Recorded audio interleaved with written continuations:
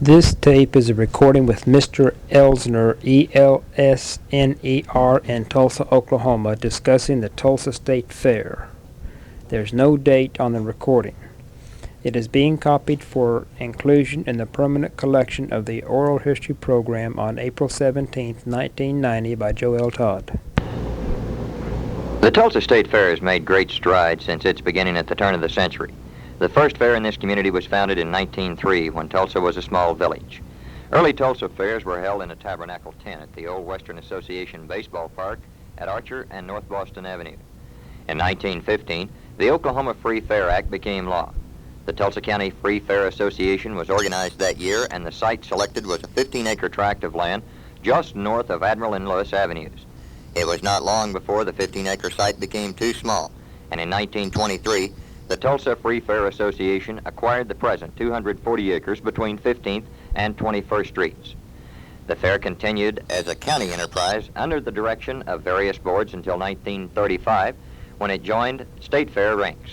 $500,000 bond issue was voted in 1931, made possible construction of the present pavilion building. Small additional buildings were added between 1931 and 1949.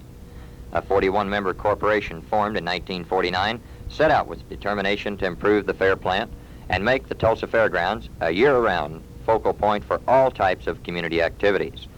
The present Livestock Building was started in 1950 with public donations of more than $250,000.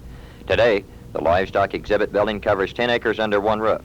It's one of the largest structures of its type in the world. In 1952, a countywide bond issue was passed which allowed construction of the Educational Building, the 4-H and FFA Dormitory, and the Agriculture Office Building.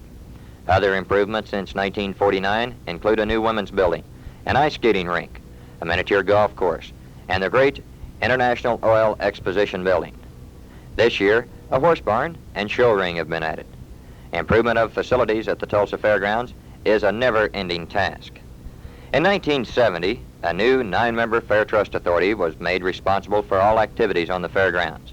Attendance at the Tulsa State Fair has increased from 150,000 in 1949 to more than 1 million in 1970. Today, more than 2,000 events are slated on the Tulsa State Fairgrounds, with more than 2 million people in attendance each year.